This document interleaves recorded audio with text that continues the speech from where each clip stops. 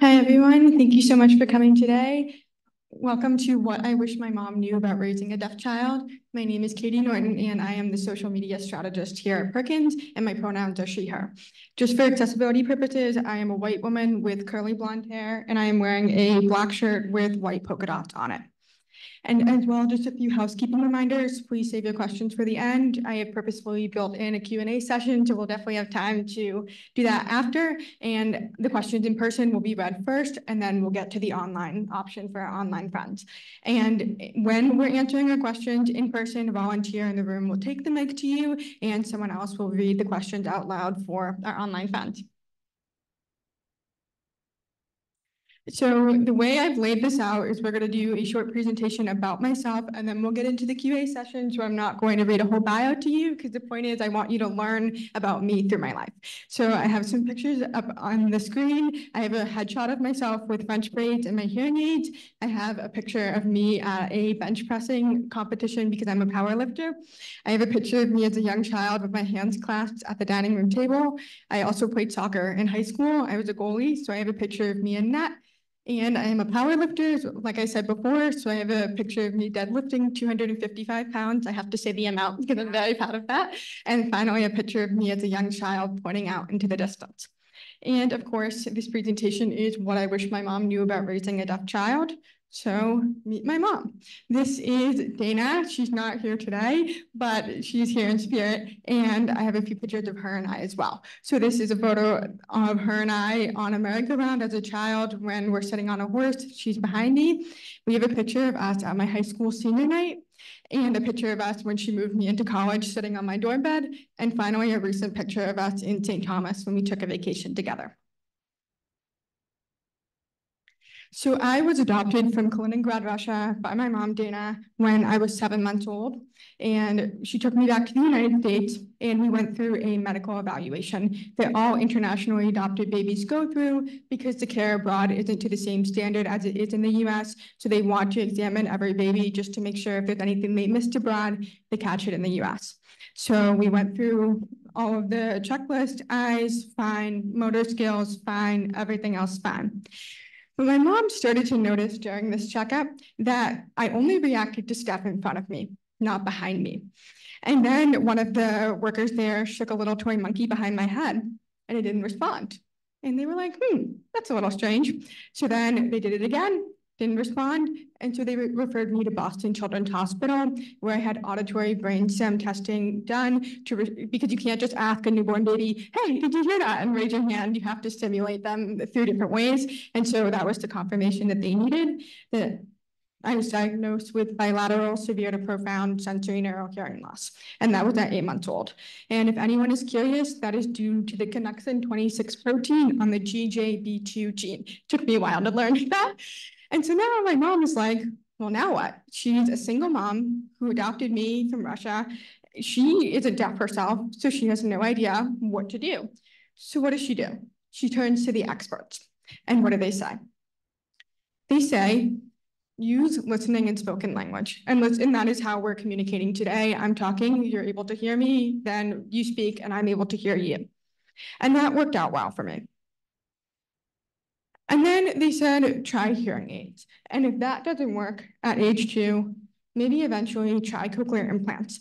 The reason why they suggest to try hearing aids first is because hearing aids are just a little device that you wear in the ear, whereas a cochlear implant that requires surgery, that requires a lot of relearning how to hear. And so at least back in the early 2000s, it was, if you got a cochlear implant, you can't go back, and that's what you have forever. So they really wanted to make sure that if I could do fine with hearing aids, why not? And so that ended up working out. But when you think about deafness and deaf culture and in general, what's missing? And that brings me to my first reflection, is that I wish my mom knew that American Sign Language should have been as core of a mode of my communication as listening and spoken language. Because as much as I love being able to communicate with everyone here in this room and in general, knowing sign language would have helped me communicate when I didn't have my hearing aids in, or help me communicate in a really loud environment when it's hard to hear and I could just look at someone and sign back and forth with them. And it would also have made me feel a lot more connected to the deaf community, especially at a young age. But, and this goes for all of the reflections that I will say today, My mom was a single mom. The doctors didn't tell her. She wasn't involved with the deaf community. How would she possibly know? And so I'm not placing blame on anything that I say today. It's more that I wish there were more voices out there of adults with a lived experience like I have to share and talk about it with parents, teachers, professionals, and educators so that they can be more aware and have more than just a doctor or a medical team's perspective, because the social aspect matters too. And then I grew up a little bit. So I went to preschool and kindergarten. I went to the CASE Collaborative in Concord, Massachusetts, as well as the Alcott School in Concord for anyone who is familiar. And so I have a picture of myself with my CASE preschool 2002 to 2003 class.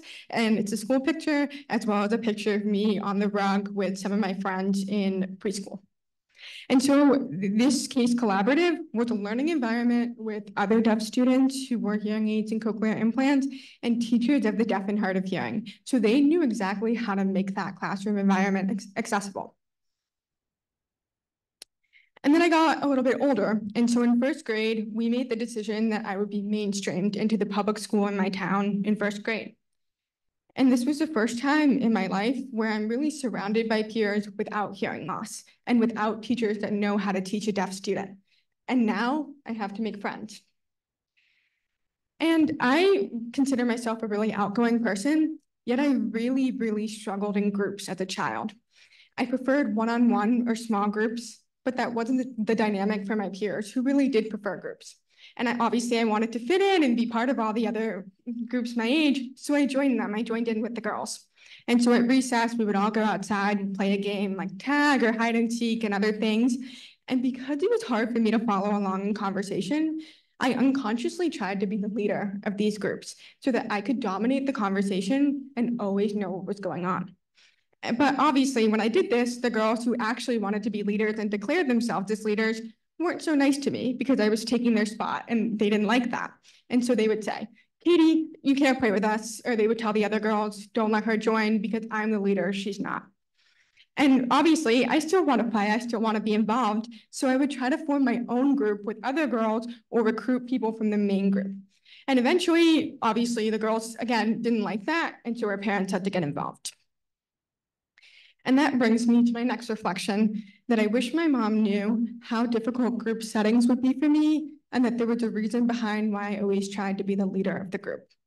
And my mom didn't know that it's a common trait among deaf children to either try to be the leader of these groups so that they can hear or pull others away into smaller groups. She initially thought I was just being bossy and wanted things done my way.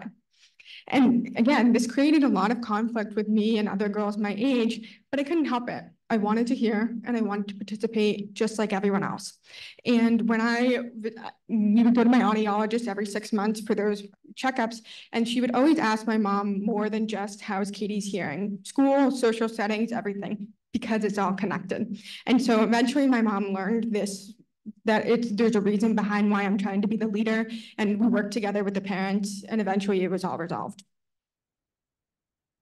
And then I got older. I made close friends. I have a picture of my friend Emma and I think this is 8th grade, right before school dance. We're so excited with our hands in the air. I have another picture of me and my best friend Teresa on our way to a soccer game on the school bus. And finally, a picture of me on the soccer field kicking a soccer ball. And then I started to feel, wow, I'm a lot more different from everyone else than I initially thought, because I was the only deaf student in my public school at the time. And nobody else has to have their teacher wear a special microphone so that I can hear them or they can hear them. Nobody else has to ask their teacher to constantly repeat things that students say. No one else has to ask the teacher to turn on the captioning for a video. No one else has to change their hearing aid battery when it dies, when you're talking to your friends and you have to say, oh, wait a minute, I have to change it. It's kind of embarrassing. And nobody else says what all the time. And instead, everyone else can hear when someone makes a joke in class and they get to laugh along with everyone else and they feel included. Everyone else can listen to music with the cool headphones that go over the ears and you just feel really cool when you're walking down the hallway. And instead, I have this picture of myself wearing these plug-in headphones, it's a mirror selfie, and they would go hook over my hearing aids and they were really uncomfortable and they would tug down. And everyone else can hear people in the dark at sleepovers. So as I was saying this, I thought to myself, that makes sense to me, but it might not make sense to everyone else hearing in the dark. So as a deaf person, I lip read, which is seeing how the way the mouth moves in relation to sound. And obviously I need to be able to see that person's mouth. And obviously at sleepovers, parents would come down, it's late, turn off the lights, and we'd all go to sleep. But nobody actually goes to sleep when you turn the lights off. We still want to stay up all night. But obviously, because the lights are off, I can't hear anymore. So I would say, okay, I'm going to bed. Obviously, I don't want to go to bed, but I can't hear. So I go to bed, and then I wake up the next morning, and I realize I missed out on so much while I was sleeping because everyone else still got to stay up and talk to each other. And that brings me to lunch table moments. This is also something referred to as dinner table syndrome, where for me, I was a freshman in high school. I'm sitting around the lunch table with a group of friends, and not close friends by any means, but friends. And somebody says something, it's really loud, and I don't hear. But the conversation moves on. It's not worth me asking, so it moves on, and I'm sitting there. And about 5 minutes go by. And I, in my head, think of something really cool. And I'm like, wow, I have to tell them what I said. So I get all excited and I say it. And everyone goes silent. And in my head, I'm like, okay, are they just processing? Is it great? And then they start laughing. And I'm still not totally sure what's happening. And then they start mocking me. And they're like, Katie, somebody else already said that. Pay attention, yada, yada, yada. And obviously, when you're 15 years old in high school, trying to fit in and trying to make friends, that's really embarrassing. And so that really led to me not wanting to participate in class, because if my peers at the lunch table are making fun of me, how's it gonna feel if I say the wrong thing in a high school classroom full of people? And so all of these events really were a tipping point for me when I really started to reject my deafness. It was never, I'm Katie and I have hearing loss. It was, I'm Katie, oh, and I have hearing loss, but don't tell anyone. I felt embarrassed by my communication tools, by people always repeating things, frustrated that I'm not hearing everything like all of my peers did. And I felt a lot of shame because my hearing loss was always treated as something that we needed to fix and something that was wrong with me. And this came in many forms, such as my audiology team always saying to me at these appointments, maybe one day there'll be a cure. We didn't want to get you cochlear implants because you can wear hearing aids and maybe eventually we'll regenerate your hair cells and everything will be fine. And so obviously in my head, I'm thinking, okay, there's something wrong with me because they're trying to fix it. Or they would say, we need to get you the best hearing aids possible so that you don't miss out on anything else more than you're already missing out on. Or they would say, you have to wear your hearing aids all the time to acquire as much amount of speech as possible, and you can't not have them in because then you'll be deaf and you won't be able to understand people. And that also came in the form of using the term hearing impaired instead of deaf or hard of hearing. And I realize we're at a school for the blind, and the blind community does use the term visually impaired. But I want to explain this just from the perspective of the deaf community, that deaf people, including myself, will get there, don't view deafness as a bad thing, spoiler alert. And so we really don't like the way that the word impairment can convey something negative, something missing, something that's wrong with us. And instead, the deaf community really celebrates this deafness, and they understand that it's part of their culture and it's nothing wrong with it. So we prefer terms like deaf, hard of hearing, person with hearing loss, and really stay away from the term hearing impairment. And so all of these things were really trying to assimilate me into the hearing world. But as a person with hearing loss, I felt like I don't belong in either world. I felt like I wasn't deaf enough to be deaf because I wore hearing aids and I used listening and spoken language and not sign language. But I also felt like I wasn't hearing enough to be hearing because I wear hearing aids, because I say what, because I use communication tools. And then when I was 15, I went to LOFT, Leadership Opportunities for Teens. It's put on by the Alexander Graham Bell Association for the Deaf and Hard of Hearing. This is a week-long program in Washington, D.C. for teens who are in high school. There's 20 of us. We all come to D.C. for a week, and it's team building. You're meeting other deaf people. You're learning how to advocate for yourself, but you're also going to the mall, and you get to have a roommate. It's a really, really fun experience. And so this is a photo of me at 15 in front of the Washington Monument in D.C. with 3 of my friends, Aspen, Georgia, Olivia, and me. And LOFT was really the first time in my life that I was surrounded by people with hearing loss who got it. They understood using microphones in class so that you can hear the teacher, They understood feeling left out in groups. They understood when you have to change your hearing aid battery at the worst possible time. They understood needing people to face you for lip reading, all of it. And for the first time in my life, I didn't feel alone in feeling alone. And these people showed me that it was okay to be different. And in those 5 days, I made friendships for life. This is a picture of Georgia and Olivia and I outside at a patio at night. And the girl in the middle, Georgia, Olivia and I actually went to her wedding this February. So really, friendships for life. And I'm also going to be a counselor at this program this summer, which I'm really, really excited about, to be able to be in the shoes of the counselors that really helped me. And that brings me to another reflection that I wish my mom knew how pivotal the acceptance of my deaf identity would be for my self-confidence. And LOFT, this program, really was the push I needed, but I wish she had pushed me more when I was younger so that I hadn't felt that shame. And part of it wasn't her, but really just the effective society that I had to unlearn of realizing disability is not a bad thing. It's not a bad word, and that it's not the disability that's the problem, but the fact that the world isn't built for people with disabilities. And then after LOFT, I entered my sophomore year of high school. I played soccer, I learned how to drive, I graduated, and I have pictures of me and my friends from my rec soccer indoor soccer league, a photo of me behind the steering wheel learning to drive that my mom took of me. That was day to remember. And then finally a photo of my mom and I at my high school graduation. And so at 19, during my sophomore year of college, I finally accepted that having hearing loss wasn't a bad thing.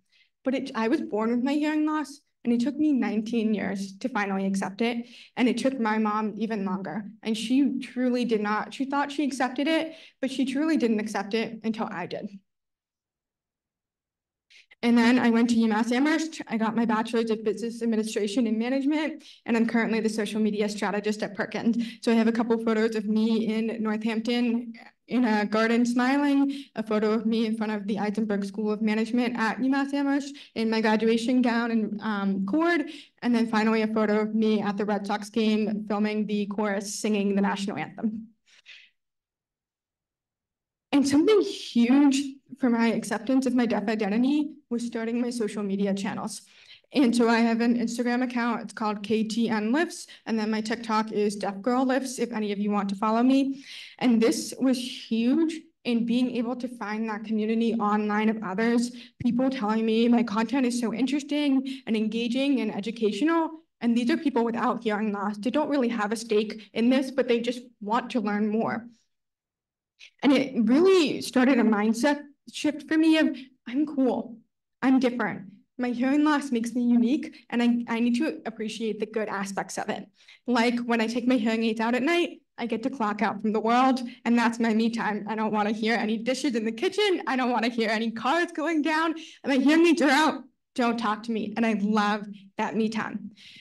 I'm also more attentive to body language, which I believe makes me a better friend because I'm so aware visually that I see little movements of people or their expression shifts and really just making me more aware of people's emotions.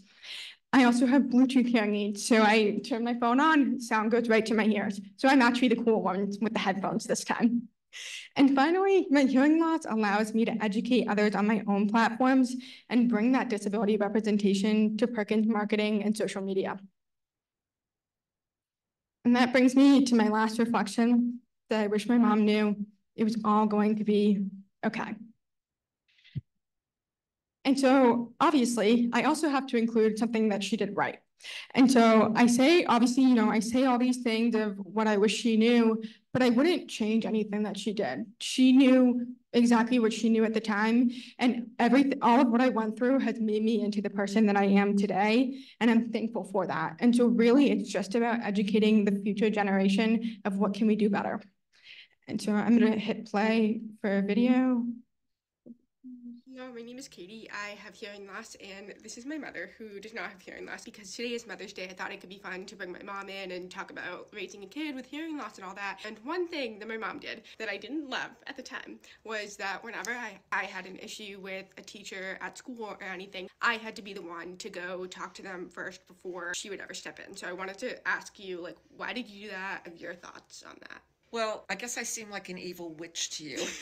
cruel and demanding, but I knew it was very important for you to learn how to advocate for yourself. And the earlier you started, the more comfortable you would be. If you started in second grade, just a little, or third or fourth, by the time you were 18 and ready to go to college, you would be in really good shape. And that proved to be the case. You got a lot of experience advocating for yourself. So I'm glad I did that. Even going into like freshman year of college, going up to a professor with my first day of college being like, hey, you teach my microphone. I would not have been able to do that if you hadn't pushed me outside my comfort zone. So thank you for that. You're welcome. Any advice to parents, like if you could do it all over again, would you do that again? I would, but everything depends on the personality of your child. I had a child who was very outgoing, shall we say? Okay. Very confident. Good choice of words. If I had a child that was a little bit shyer, I might have taken it a little bit slower and adjusted. So it's very important to understand what will help your particular child. And for me, obviously, being the way I am, you're like, she'll be fine. Go forth. That's right. All right. That's absolutely right. Thank you, Mommy. You're welcome. So, like she said, it all depends on the personality of your child, and I'm very outgoing, so it was okay to push me more.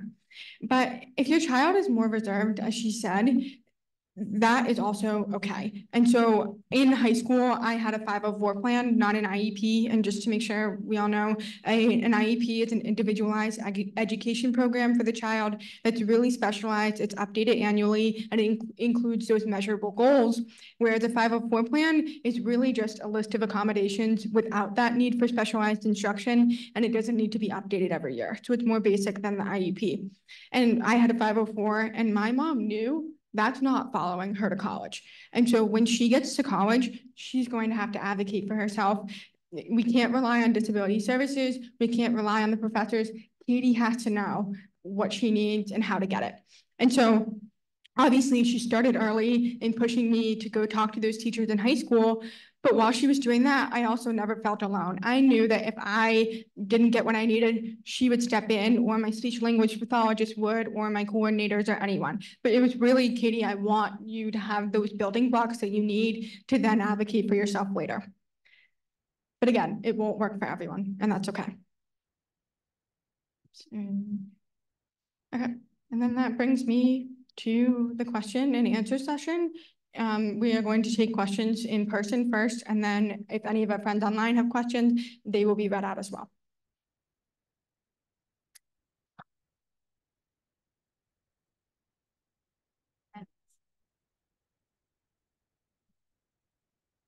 Thank you for that perspective. That was great. Did you ever learn sign language?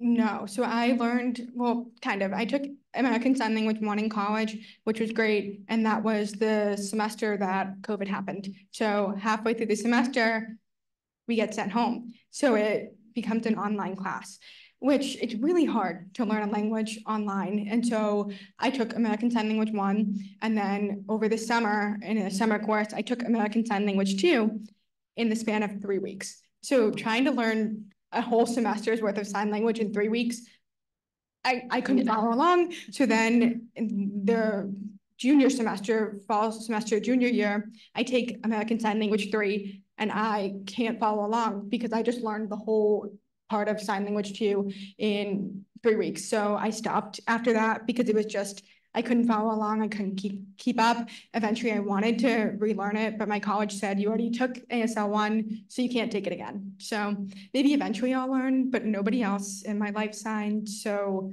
I wouldn't be able to use it anyway, but yeah. When you were mainstreamed, when you made that decision, was there ever a push in school to teach you sign language? Did that ever come up, or was it kind of because you were able to access most of what you needed through your hearing aids, were people like, okay, that's good enough, and not, you know what I mean? Like, did they bring it up? Did they not bring it up? They really didn't bring it up. And because they just felt like I was doing fine, I had my microphone, I had note takers, I had everything. It wasn't necessary. And it was also the perspective of, even if we teach it to her, nobody else in this public school is going to be using it. She's going to need an interpreter in class, that it just, obviously worth it, but like at the time for them, it just wasn't worth it for them to teach it to me. Do I wish that was the case? No, but that's what was going to be my follow-up question, is did you feel like you missed out on that because they kind of didn't push that for you?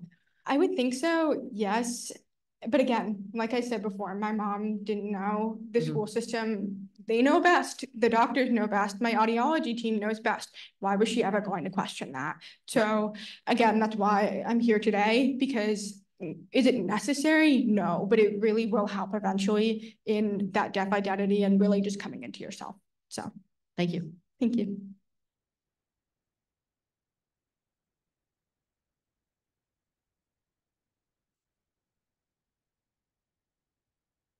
That was great, Katie. I loved hearing you share that, your whole story there. And as a parent of, of Henry, of a child with disabilities, it's really helpful. It's both affirming and opens my eyes as well. Somebody asked a question in the keynote around like, where do you think disability acceptance and awareness is? And I would love to hear your perspective on that question as a person living with hard of hearing. Yeah. Like where, say the last part again. What was the question? I would just love your perspective on society. Like, I follow you on social. Yeah. I also see the comments that you're getting. Mhm. But where do you think we as a society are when it comes to disability inclusion and acceptance? What's the conversation like? What do we need to be doing differently? Yeah, I think it's really tricky because again, like back in the early 2000s when I was being raised, our society is so different than it is now in the fact that like someone my age, who's my age now, if they were my age back in the early 2000s, they wouldn't have a social media page because it didn't exist. They wouldn't be writing books at age, I mean, I'm 24, but they wouldn't be writing books at age 20 and all of that. So I think it takes a lot from our society now, and as well as at Perkins really accepting that our teachers are fabulous, our teachers are amazing, and that we need to make sure that we have that representation from everyone across the board so that our students are getting the most exposure possible from people who are like them too. And I think that's a really, really wonderful thing about social media is being able to just log online and see someone who's like you and see adults talking about it. And I will get tons of messages from parents or people my age or people older than me saying, thank you for talking about it. Thank you for sharing, because I don't feel alone and feeling alone. Thank you.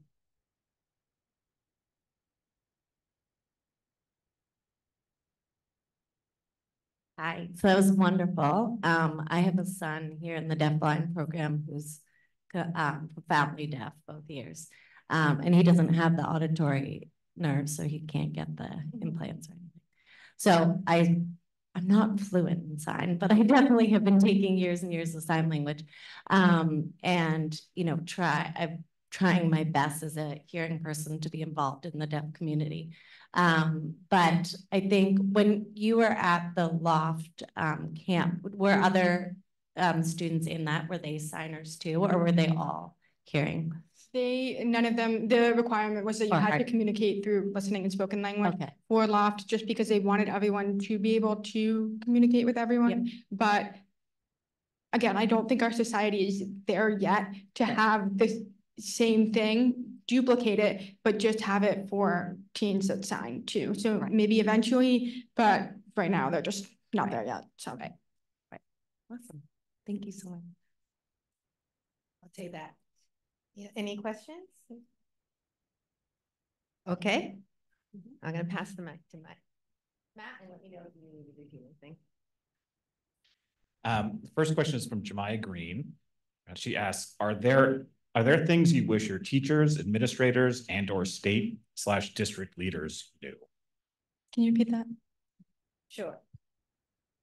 So the question is there anything that you wish your teachers, your state, I'm going to read it actually. See, I have another mic that hopefully will help. Thank you. Are there things you wish your teachers, administrators, and or state district leaders knew? Good question. Yes, I actually did prep an answer for this. That it's so important to listen to the child and the family. So I did speech therapy up until 5th grade. And I hated it so much. It just, again, really just solidifying, there's something wrong with me. I am deaf. Why are we trying to assimilate me? So that the gears were already kind of turning and I hated it. But my mom and my audiology team and my teachers were saying, but you need to be able to speak so that you don't sound deaf. There's nothing wrong with sounding deaf. And that took me a long time too. And I recognize my speech is fine. It's perfect. You wouldn't know. But even if you could tell that I was deaf from my speech, that wouldn't matter. And so I would tell them, I don't want to do this anymore. I don't like it. And so it was a really long, probably 3 or 4 year battle of me saying, I don't want to do this anymore. It's not benefiting me. And everyone saying, no, we know what's best. You need to do it. And so finally at 5th grade, I stopped doing it. And it was, nothing changed. Everything stayed the same. And that was fine because I felt like I didn't need it. And so, okay, maybe if I had been in like 2nd grade or something, that would have been a little bit different, but I'm getting older and I'm learning how to make decisions for myself. And another moment was in 6th grade, because obviously I have the microphone, the FM system that we're wearing today, and that really helps the teacher. They would wear it and the teacher would be able to talk into it and I would hear them. But they decided that wasn't enough. I was still missing too much, even though my grades were fine. I was still missing too much. And so they made me have this iPad that someone would, it would be live captioned. The teacher would also wear it on top of this microphone. I would have to set it up to every new classroom that I went to in the beginning of each day. First period, set it up, leave early, go to 2nd period, set it up, leave early, and so forth.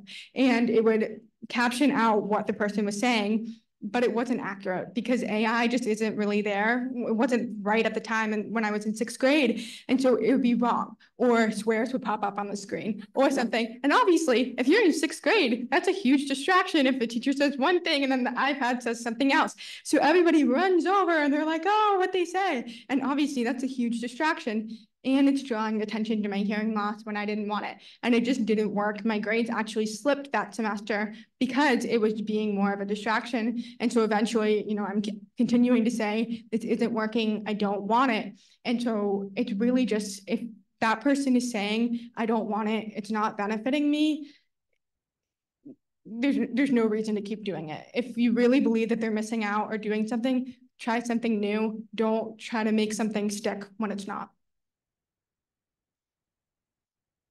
So this is Justine, and I'm going to add my own comment and question. So full disclosure, I am a speech language pathologist, and I really appreciate hearing this information and to let everyone know my takeaway when you think about society kind of moving forward with accepting disabilities. My personal takeaway is that to think more about working with my students and their families and asking them what they want to work on, what's hard, what they would like to improve on. And so they're directing more the goals and the lessons and maybe the technology use, the type of language to use versus me kind of assuming what needs to be fixed.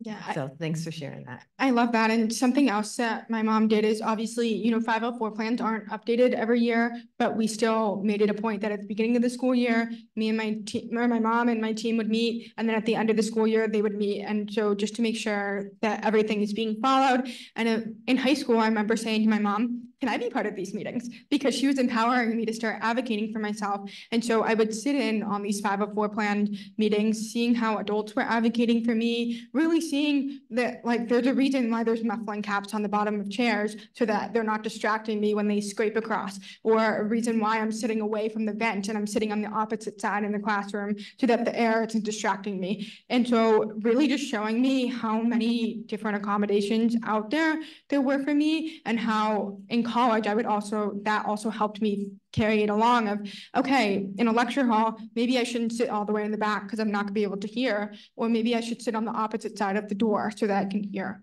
And so really just empowering me early on to plant those seeds of seeing what is the whole list of stuff that I can do.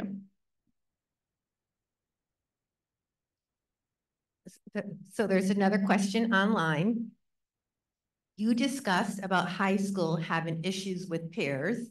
Did you have issues in early grades with your peers as well?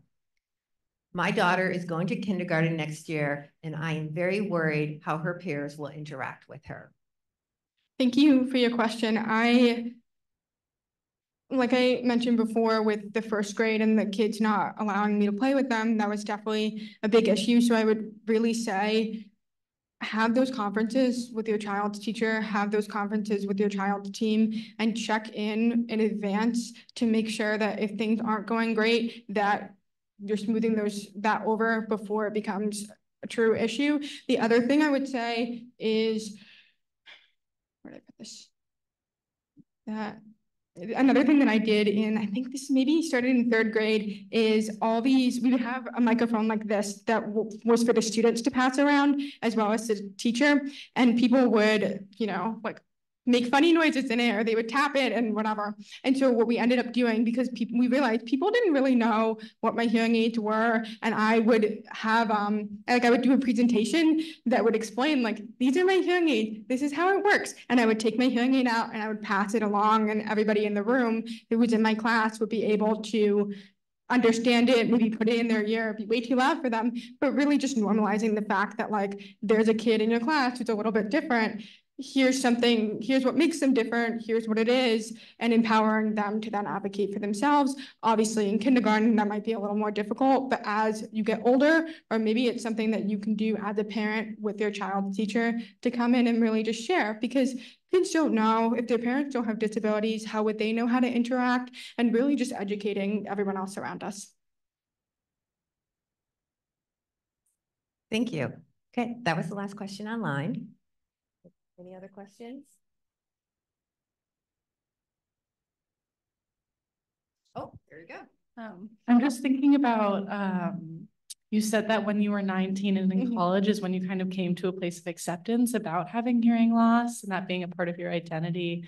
And I'm asking, like, I'm training to become a therapist and wanting to work with adolescents, and if anything might have helped throughout the period of high school with that acceptance, if you think it could have happened sooner, or there could have been people supporting you in that process. That's my question. Can you repeat it? Oh, yeah. So I'll try to summarize it. Yeah. So my neighbor is working with adolescents.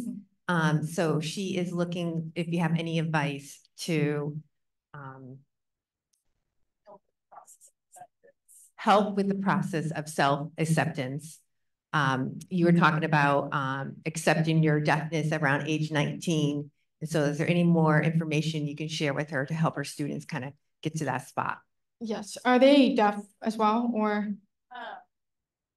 Not currently, in the future. Oh, okay. Yes. So AG Bell is a nationwide organization. So they're Alexander Graham Bell for the Association of Deaf and Hard of Hearing. It's AG Bell. They're based in DC, but they have a lot of local chapters around the United States. And so when I was younger, my mom would take me to these groups. And so I would be able to interact with other deaf kids, but the group didn't really mesh well with me. It just wasn't something I enjoyed, and the activities and stuff, so it didn't work out. But finding those local groups of teenagers or adolescents or younger people in the state or region that you're in can be really great. Perkins also has a great outreach program as well that's also great for that. So really just trying to find ways where they can interact outside of a school setting, because in school typically you're the only child with a disability, and so it's hard for you being around peers all the time. So to be able to have that break of going to hang out really just with people that are like you really helps so much, even if it doesn't click at the time. Okay, so there's a comment online. I'll read to you. Hi, Katie. I knew you as a toddler. My daughter went to Case with you. Many times you came to play at my house. Oh, I know who this is. So I also was able to get to know your mom then too. I can honestly say I have never met a mom then or since who tried harder or worked harder than your mom to make a wonderful life for their child. She was an amazing role model for me. I love that. And again, like I said, this really isn't blaming, shaming, anything like that. And I really wish my mom, you know, when she found out that I was deaf, she went through a lot of grief. Honestly, it was really hard for her as a single mom. She had my aunt, she had my grandma, but there wasn't that big community like there is today. And so for her to be part of CASE and meet other moms, obviously we drifted away and it wasn't me and main friends and stuff, but just having that community, I can't stress enough how important it is and why I love working at Perkins so much. You know, even though I am not blind and our students are, having hearing loss and having a disability to bring that perspective to our communications is so, so important to me, and why I'm always, you know, saying we need representation. We need people who are part of the decision making about the people that we're making decisions about. And just having that community, like Loft, for me, that was the moment I needed, and it was that community. And so just having that, it's priceless. You can't replicate it. So I do have another question. Yes. I was wondering if you could speak about your personal interest in connecting with your family in Russia, if you're open to that. Yeah, so I was adopted when I was 7 months old from Kaliningrad so my birth parents were not married. I don't really know the whole story, and so they just realized they couldn't raise another child. I had half siblings. They just couldn't do it. So they brought me to an orphanage in Kaliningrad, Russia, and I was there until I was 7 months old. And for a long time, my mom has always said to me, I would love to go back. I'd love to meet them. But for me, it's like, the past is in the past. You know, if I go back there, I know like it'll bring me back to a time of I wouldn't get the services that I have now. Who knows when they would have figured out that I was deaf? I wouldn't be here today at Perkins. I wouldn't be able to have the identity that I do today. And while I recognize, you know, that's where I came from, the past is in the past. And my mom has always said, I would love to meet them. I'm like, you can go do that. But I don't want to hear that. You don't have to tell me, because it's just, my life is here with my mom. There are people who gave birth to me, but that's it. So. Thank you. I have worked with families, children adopted, and it's just nice to have different perspectives. Yeah, and my mom always, it was never a question of if I was adopted or not. I know some people choose to wait to tell, or they don't, or whatever. My mom was like, the first thing I knew, I have always known I was adopted. And so I think that was really helpful for me too, especially because, you know, she wasn't deaf herself. And so just acknowledging that, you know, I come from a different place, but that's okay. We're still a family. We're still going to get you what you need. So. Anything else? It's okay if not. I mean, I can ask questions all day. So would you like to continue, or what's the next thing on the agenda for the conference is, I think, a lunch break, but we do have 15 more minutes. So I guess maybe we can just, people want to just talk off. Oh, you want to have a question? Yep. So at the CASE Collaborative, is it still going now? And then when you were there, you said it was a lot of deaf and hard of hearing kids. So were they doing like a mix of sign language and spoken language? Yeah, so I don't know if it's still going. I would assume it is, but CASE Collaborative does still exist. Okay. I don't know if they have specialized classrooms for children with hard of hearing or deaf. Okay. The CASE is definitely still running. Yeah, so mine was so I went to like a preschool in Concord. I don't know the name of it. And then in kindergarten, I went to the Alcott school in Concord as well. And so it would be, my mornings were spent in the like regular kindergarten classroom with all the non-deaf kids. And then in the afternoon, it would be like a half day. And then I would come back to the classroom with the rest of the deaf kids. Some of them also went to the general education, some didn't, whatever. But it was entirely listening and spoken language. And it was really just that mindset of we need to enforce speech, hearing aids, all that. And so that's just the curriculum that they had. But remember now never having to ask for anything, which was really great. Of that learning environment really was tailored to me. They would all be wearing microphones that would connect to our hearing aids. Everything was accessible. Captioning would be turned on. And so it was a really great environment from what I do remember. But again, kindergarten, I don't really remember that much. So yeah. But maybe it might be helpful if you spoke a little bit about your experience at college, actually, now that you don't have a 504 plan. Oh, but I should give priority to We'll go back to that. Yes. Oh, so we do have a comment on the CASE program. The CASE program for deaf and hard of hearing closed about 7 years ago. It was an auditory oral program. There were roughly 8 children. Oh, so yeah, I don't know if you want to speak a little bit about going to college without that 504 plan and without having those, accommodations that you just mentioned. Yeah, so I went to UMass Amherst, and as this is the case across the country, disability services offices are really, really understaffed. There's too many people who need accommodations, not enough case managers, and it just really is the case everywhere and at UMass. And so I learned very, very quickly, if I needed something, it was up to me to do it. If disability services did it, it would have taken 2, 3, 4 weeks. And when a semester is flying by, you can't wait that long for your accommodations. And so, like I said in the video, my mom and I, it's my first day of college. It's a lecture hall of probably 400 people in psychology 100. And I have my little microphone and I walk up to the professor and I'm like, hi, I'm Katie. You probably got an email from Disability Services. I have accommodations for your class. This is a microphone where the sound goes right to my ears. Can you wear it? I'll grab it after class. And they're like, yes, sure, got it. And I walk back to my seat and I can feel so many eyes on me from around the class of people probably assuming, why is this goody two-shoes freshman already trying to kiss up to the professor or whatever? But I noticed that, but it didn't make me feel any shame. I didn't feel embarrassed because my mom had prepped me for that.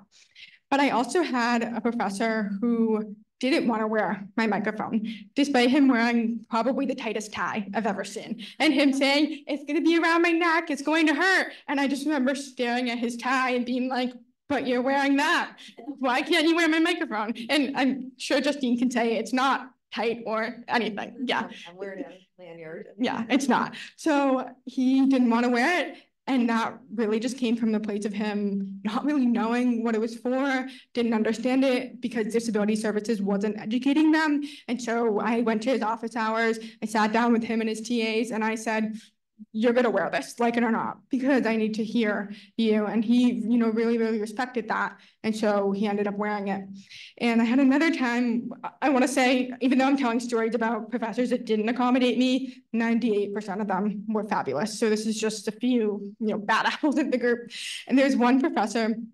One of my accommodations was I have a note taker in class, or if I don't have a note taker, I get access to the professor's lecture notes. And this was a man, I think, who was teaching history, and he didn't want to give me access to his notes because they were his intellectual property and was afraid that I would, I don't know, do something with them. And in my head, I'm like, this is history. Like, it either happened or I can Google all this. Like, what are you talking about? And so he really did not want to. And I emailed him back and forth, wasn't listening. And so eventually I said, this is under the Americans with Disabilities Act. I can literally sue you if you don't, comply with this. And obviously that was the first time I've ever had to threaten, legal action. It shouldn't be that way that I have to do it. But at that point, that was what I had to do. And then eventually he listened. He wouldn't look me in the eye after that, but he eventually did comply and I got those notes. But again, I never would have been able to do that if my mom hadn't prepped me from such a young age.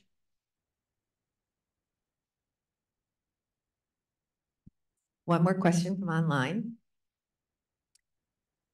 Regarding learning to read and decode words phonetically, did you follow the standard curriculum or did you have a program for deaf children?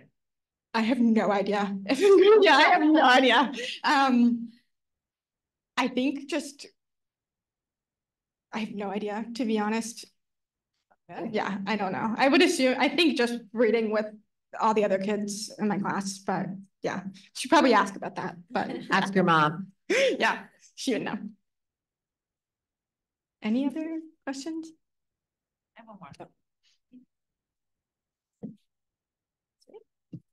You want to just repeat? Should I like speak into yes. it? Okay. Is that what, can you hear me? Yeah. This way? Okay. Going back to what you're doing on social media, have you been surprised by anything that you shared that's been popular in terms of, educating the society about, what it's like being a person with hard of hearing? Yeah, there was one post that I did. So obviously COVID happened and we all started wearing masks. And I very quickly learned that masks took away my ability to lip read. And so I couldn't understand the cashier at the store. I couldn't understand what my mom was saying to me or when I'm checking in at the doctor's office or anything. And it made me feel really isolated from the world. And also other people didn't know of that. And that was also really when I started posting about on social media. There's so many things people don't know about the deaf community. Let me educate them. And so, I mean, I wish I included the picture in this, but it's a picture of me wearing a face mask. And on the side of it, it says, "I can't lip read with your mask on." And so it went viral. And so many people saw it. And I obviously wrote a big long caption about it was supposed to grab attention and just share. I feel so isolated from the world. We need to do our part to stop the spread because I want to be able to hear again. And I really went back and forth of, I know masks are good and they help stop the spread, but I can't hear. And so that mental battle for me, and really just seeing the response of other people being like, wow, that's never something I even thought about. Thank you for teaching me. That's something I took for granted. And, my acceptance wasn't reliant on the acceptance of others, but it really showed me how much work there is that needs to be done and how I can be part of doing that work. Thank you. Anything else? Well, thank you all for coming today. I appreciate you. And I'll go back to, I have to say it again. If you would like to follow me, here are my social media channels. So thank you. Lunch will be in the house.